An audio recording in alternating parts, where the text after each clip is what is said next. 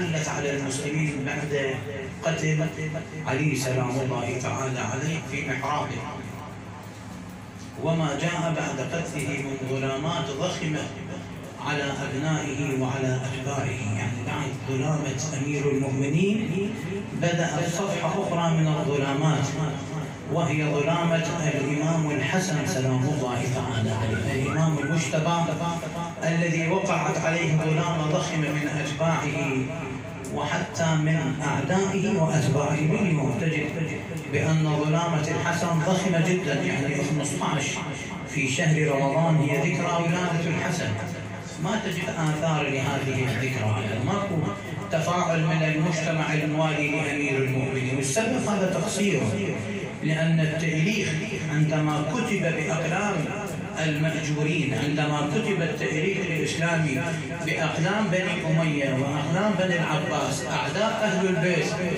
بدأوا بنقل صورة ضبابية وغير صحيحة عن الإمام الحسن المجتبى الصف الأكبر.